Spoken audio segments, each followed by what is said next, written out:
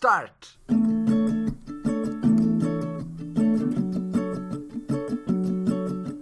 Two friends having a round of tea on Tuesday night at 7:30. Let's talk about anything that's under the sun. Whether we're sad and lonely or just wanna have fun. Come on now, let's join the conversation. Come on now, let's join the conversation. Hello listeners, you're listening to 18 Minutes with Satyal and Silwal. I'm Satyal. And I'm Silwal, and we're a weekly podcast from the Himalayas. When it's a Tuesday and it's 7:30, you know it's time for perspectives, conversations and stories. Welcome to 2017! Woo! The 40th episode of 18 Minutes with Satyal and Silwal. Woohoo! And if you guys did not notice, we have a brand new song, and all the love goes to Shashwat and Sara for just being those amazing two souls and bringing that song out. I wonder who wrote the lyrics. Satyal did. But I love Sara's She voice. just put and life into it. Yes. I think she's like amazing. Alright guys, we hope you're listening. We just want to give out our love for you. And for those of you who are going to miss our older intro, we'll link you to the original song so that you can go and listen to it. And just Happy New Year to everyone who's listening to us. If you don't really like celebrating Happy New Year's on December 31st, we'll say that again on Boisak the 1st. Anyway. Just need a reason to celebrate, right? I know. So today's episode, this is a brand new year, and we talk about resolutions and so many things, but I just want to talk about, there's so many challenges that we face in our daily lives. And the people who've circumvented through their problems and their challenges, they're the ones who we can look up to and be like, if I have made a resolution, if that guy can do it, I think I can do it as well. And Absolutely. Today is this wonderful soul who's been, I think Satyal would be a better person to introduce him. So Yeah, so he's a good friend who I've known for the last 6 months probably. Yeah. So he is my mentee, who's kind enough to trust me with the responsibility of being his mentor. Someone who's gone through a lot of hardships in life, yet every time I see him coming with a smile on his face and just trying to improve on what he has already built. So it's amazing. So we just wanted to bring this story out to you. So ladies and gentlemen, let's give it off. Our first guest for 2017. Woo! Ravi Shankar Sah. Woohoo! Thank you, Sagar Dai, and thank you, Ashish Dai. You've told our names. Yeah, you weren't supposed to know it, mate. Okay, What are you?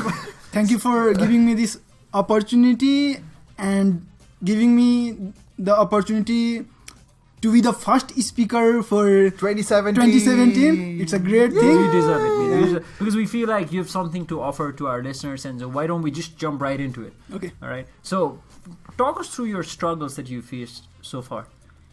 So the first opportunity, I would say, not problem. So the first opportunity I faced was during grade 2. I was expelled from my school, and at that time I didn't know. That you were set up for holidays. Yeah, I was enjoying it. I was expelled because my parents at that time could not afford the tuition fee, and I already had 4 months fee in dues. So And you were outside of Kathmandu. yeah, at that time, like, I was born in a small village, and at that time we were living in a nearby city, Birganj, which is the southern part of Nepal.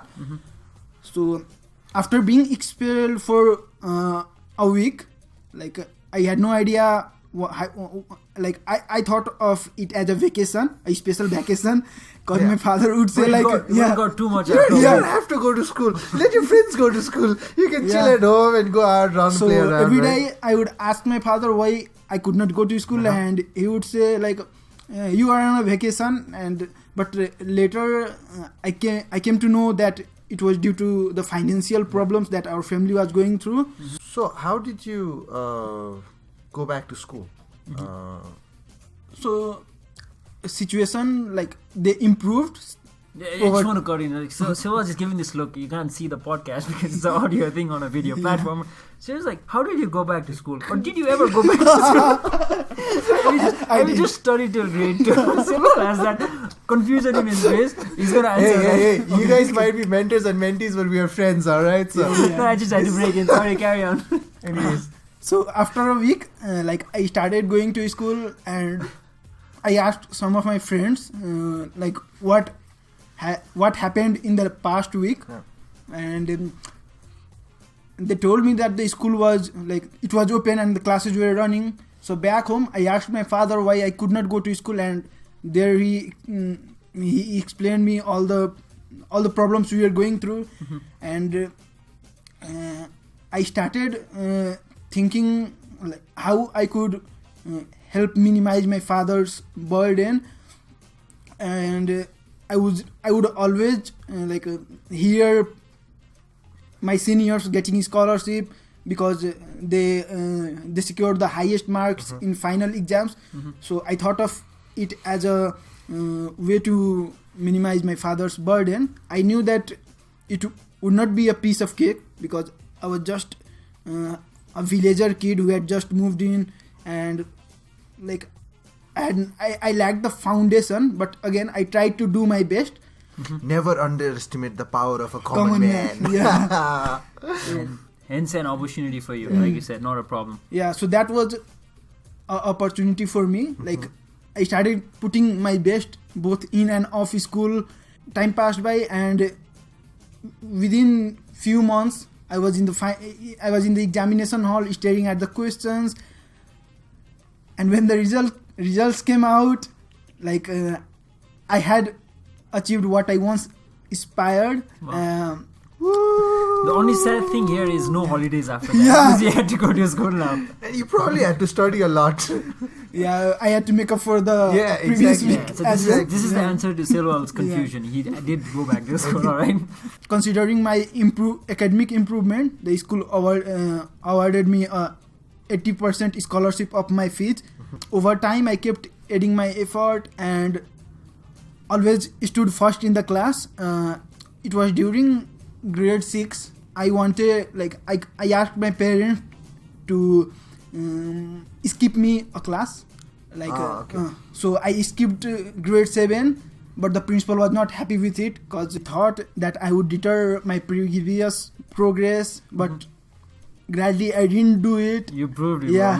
wrong. So I again topped the school at DLEs and topped the school in my SSCs too. So that is one opportunity that has helped me a lot through my academic life. Another opportunity I came to experience was during my A levels.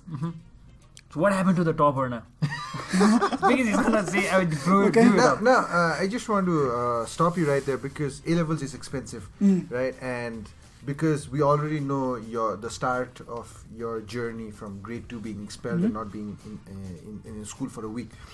You started getting scholarships. Now I'd want to find out what happened next with A levels because That's a great point. You got into So when, an A level school.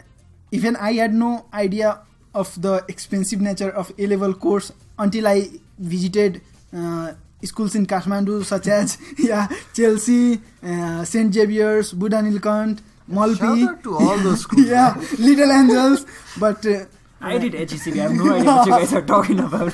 HSCB. yeah, Yeah, we're actually doing a high five right now. Cambridge University. Go on. So, but where there is a will, there is a way, and I found myself at King's College.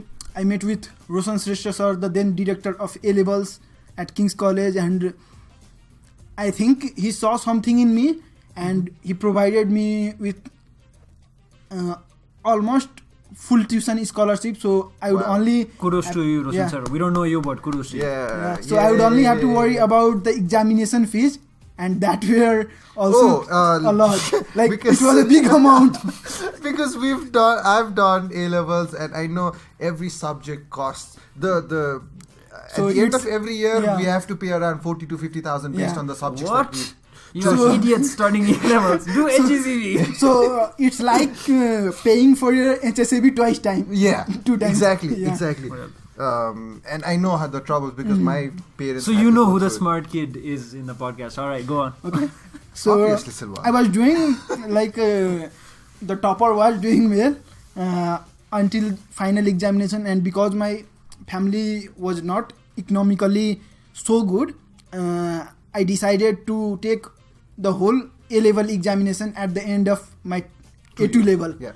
So, but sadly my health didn't support me then, and I could not do what You I wanted to, expected. Mm-hmm. I received terrible grades. So at least see, you had a reason, sickness for your terrible grades. Okay. I was a healthy person. I still and I had still terrible got grades. shit grades, and it's still worse than yours is. So don't worry about grades. Okay, so now I'm feeling happy for my Yeah, grades. worst case, you'll grow up to do a podcast. This is gonna be great. Don't worry, life is not that bad. All right, go on. So So you screwed your exams. yeah, it was total. And what happened after that? I screwed my grades, and I was totally devastated when I saw the results. I gave up every hope of higher education, because with those grades, I would neither receive a scholarship nor my family would be able to support me for foreign studies. Mm-hmm. So I moved back to Birganj, and I had no idea what I wanted to do next. Mm-hmm. But amid that darkness, I came to know about an opportunity of internship at Robotics Association of Nepal. The minimum requirement was a BE or ME, but still I Just applied. on your Yeah. A-levels, yeah. So I was only a A-levels kid, but I thought like even the application fee was free. So I thought, Why not? Why not? Free ka Yeah. It's Yeah. right, man. Yeah. So I applied for the internship, and I had an interview with the then Vice President, Mr. Suresh Ghimire. I'm thankful to Suresh Dai and the whole WAN team for thinking me capable of all those applicants and giving me the opportunity for that internship. Suresh Thai, wherever you are, great job. Yay. Regardless of whether you listen to us or not. Go on. I'll Just send like him- sending out Yeah. positive vibes. No, to I'll send him the link. Yeah, it's people, amazing because because- they give him a break. Yeah, That's a and we fantastic need more thing. people like. Roshan Shrestha Roshan and Shrestha and Suresh Ghimire. I'm sorry, I'm bad with names. Okay, so that time when I started doing the internship, I had very little background of electronics, coding, but I improved, like I started learning, and I learned about robotics, automations. In the same year, like I graduated in 2014, and in April 2015, I had the opportunity to participate in NASA International Space Challenge in Kathmandu. And despite knowing that working on a local challenge would not allow us to compete globally, our team chose to work on a local challenge. And during the hackathon, we developed a system that would help track the status of solar panels by AEPC. And gladly we won the championship. So that was a very big achievement for me, because everyone in the participant, like they were either a professional developer, masters in engineering holder, and I was just a young kid who had With just bad A-level grades. with bad A-level grades, and I was the youngest team leader in the hall. So that was a big thing for me. Another opportunity, The recent one. the recent one, which I faced last year, was I was accepted to a college in the United States, St. John's College, Maryland, but the expected contribution from my family was way too high. It was around $21,000 per year. Wow. Yeah. And we thought A-levels was expensive, man. Yeah. So 21,000 rupees is expensive. $21,000. I don't even want to calculate right now. okay, so I had to defer my admission back then, but I didn't know it would be a blessing for me. Shortly after the college process, I took a social entrepreneurship course at King's College, and based on the same learning from that course, I had also applied to Watson University in USA for a semester course on social entrepreneurship. Gladly, I have been accepted to the program. Wow, that's fantastic. Woo! But again, there an opportunity has come up for me regarding the financials. I have already received a scholarship of $13,000 out of the $15,000, and I'm working out to manage the $2,000. So let's see what life has for me this time. So you are $2,000 short. Yep. And I don't know, but sometimes challenges come in different facets, and sometimes we just need a lot of people or just a bunch of people to help us on our journey. Yeah. And the entire podcast was towards this, learning about different problems and how problems are not really problems, but they are opportunities for you, because you wonderfully put it, except instead of saying problems, you talked about how it was an opportunity every time, and even this time might be an opportunity. And this is our plead, that we might not be able to do much, but Satyal had this idea that we could just bring you up and just hear your story out, so that somewhere someone or a group of people could just contribute to this dream of having that. Yeah, absolutely. For someone who has come from a remote place in Nepal to Kathmandu and is now been accepted into a good university in the States, we feel like we'll just put his crowdfunding source in our program notes. So if you think that you can help, you don't have to contribute a lot of money, maybe $20, $30, right? Even if like 10 people, 100 people do it, then you'll have your... Even if you are not able to contribute financially, you could just share the link so that someone who is able to contribute. And I just want to say this, that we're not promoting this as something that, more financially, looking at it and nothing like that. 18 minutes is a very short time to know a person's history. You've lived for 21 years, right? And there's so many things, and you just highlighted on a few things. There are so many different problems and opportunities that I'd like to say. And not everyone can see the light at the end of the tunnel. You've been such a brilliant person in seeing that opportunity every time you've come across. And I just want you to look back and listen to his story again, but try adding in the problems and opportunities that he's had over the last 21 years. That's how I'd want to end the podcast up. All right, Robbie, so thank you for being on 18 Minutes with Satyal and Silwal. We really hope that you enjoyed coming out here and sharing your story. Hopefully, we'll be able to get in some funds from you through the program. If not, I'm sure there are a lot of people there who'd appreciate you for all your efforts and endeavors so far. Alright listeners, so the whole idea of bringing Ravi in was to show you that problems are not just problems, but you can see them as opportunities. If someone like Ravi can come from a remote village in Nepal and do amazing things in Kathmandu and is now heading to the States, you can do it too. Alright, so we'll be back again next Tuesday at 7:30 p.m. on YouTube and on SoundCloud. And one last thing, it's never too late to start.